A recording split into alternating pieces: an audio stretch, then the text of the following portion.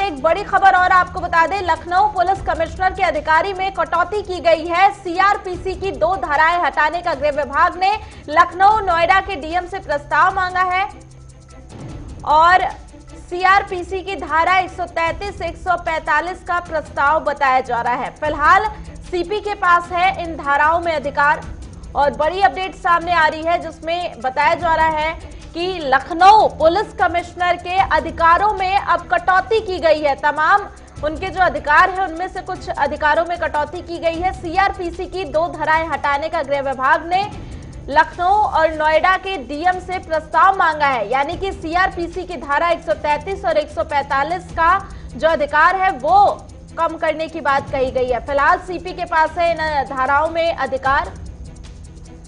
और इसी खबर पर ज्यादा जानकारी के साथ हमारे संवाददाता अनूप त्रिपाठी इस समय लाइव जुड़े हुए हैं। अनूप, क्या जानकारी मिल रही है? जिस तरीके से लखनऊ पुलिस कमिश्नर के अधिकारों को कम करने की बात कही जा रही है, ऐसे में क्या असर देखने को मिलेगा?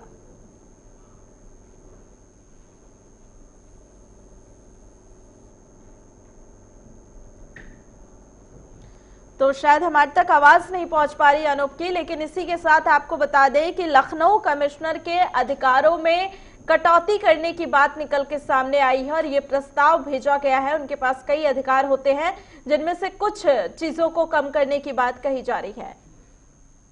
तो अनूप लगातार हमारे साथ बने हुए हैं ज्यादा अपडेट के साथ। अनूप, क्या जानकारी मिल रही है जिस तरीके से कहा जा रहा है कि पुलिस कमिश्नर के अधिकारों में कुछ कटौती की जाएगी?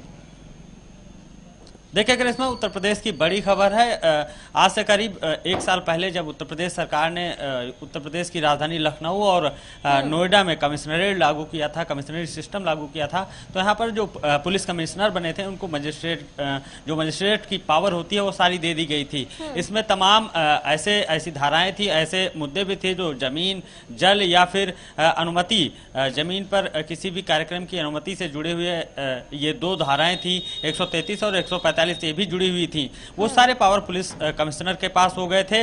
अब चूंकि जो जिला प्रशासन होता है उसमें एक अधिकारी एडीएम एलए होता है, लैंड एक्विजिशन, उनके पास जमीन से जुड़े सारे अधिकार होते हैं। अब चूंकि कमिश्नरेट बनने के बाद पुलिस कमिश्नर के पास जमीन से ही जुड़े कुछ अधिकार पहुंच चुके थे।